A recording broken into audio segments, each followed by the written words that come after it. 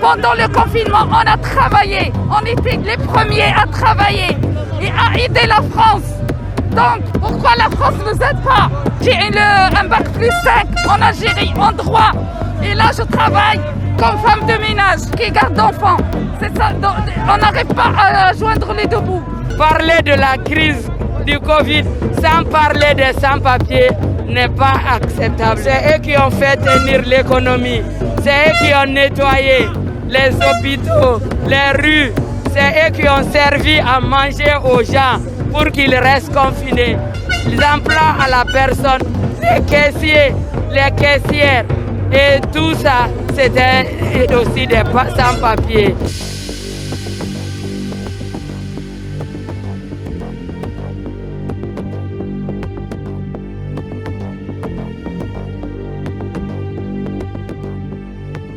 On a besoin d'être reconnus des êtres humains.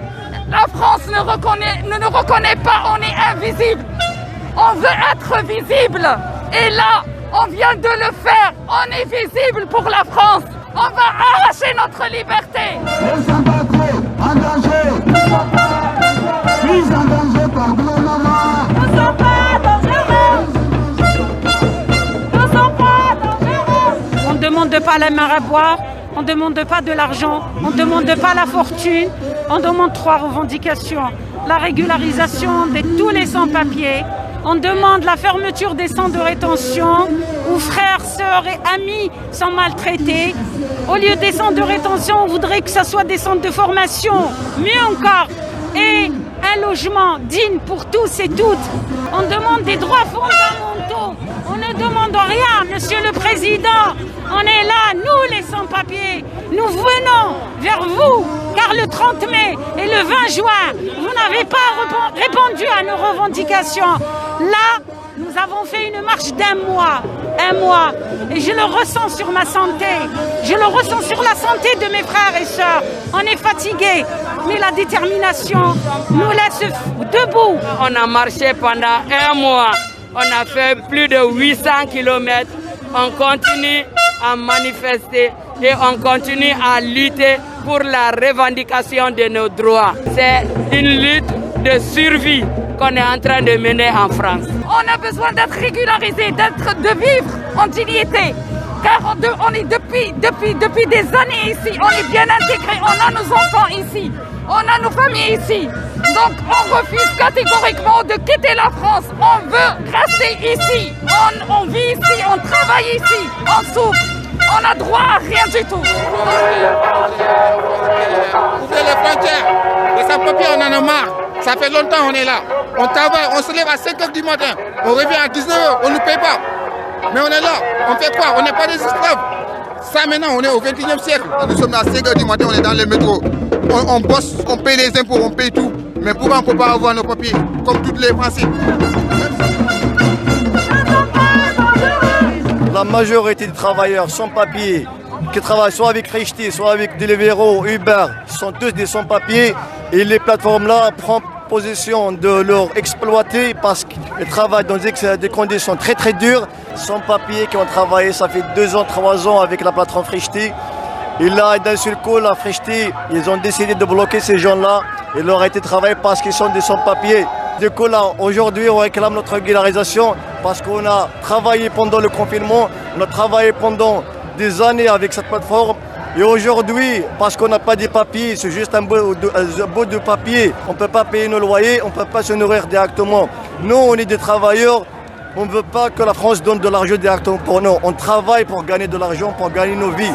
On veut juste tout simplement être régularisé pour avoir une vie digne, tout simplement. Donc, on demande juste une petite carte, voilà, pour travailler, pour payer les impôts et pour se nourrir bien sûr. On veut dépendre de nous-mêmes, pas de l'État. Voilà, c'est pour ça qu'on demande ce papier. Ces personnes-là qui bossent dur, à qui on donne pas leurs papiers, on les exploite.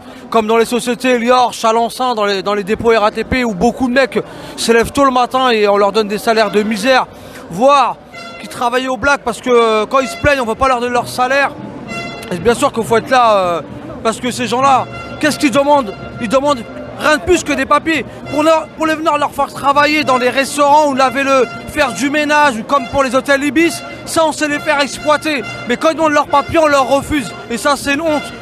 On leur vend aussi des logements où c'est insalubre, à des loyers exorbitants, tout ça, tout simplement pourquoi? Parce qu'ils n'ont pas de papiers. On doit leur donner les papiers. Parce que tout ce qu'ils font, hein, les éboueurs dès le matin, c'est qui vient nettoyer les poubelles, mais c'est bien eux. Mais pour les faire travailler au black, on sait les faire travailler, pour leur donner les papiers, on ne va pas leur donner les papiers. Et ça c'est une honte.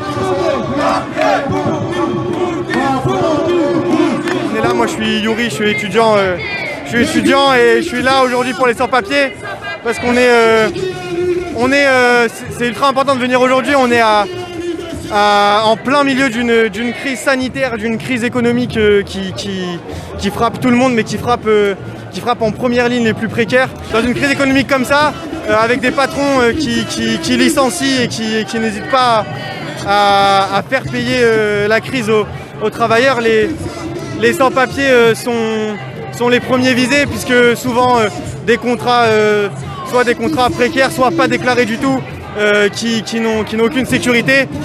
Donc c'est important aujourd'hui de lutter pour leur situation, pour les régulariser, pour arrêter avec cette aberration que sont les centres de rétention. Les travailleurs sont camarades de classe, travaillent dans les mêmes entreprises avec les mêmes patrons. Eux sont organisés face à nous et nous on se doit de s'organiser collectivement avec les sans-papiers et les travailleurs et toutes les luttes dans les entreprises qui licencient. J'ai vu une banderole de TUI France tout à l'heure, l'entreprise qui a licencié plusieurs centaines de salariés.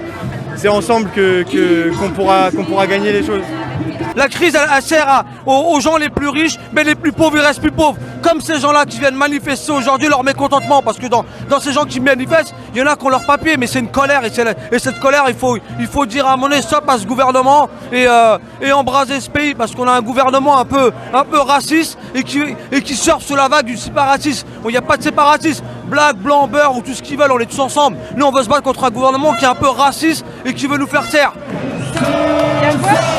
Solidarité avec les sans-papiers.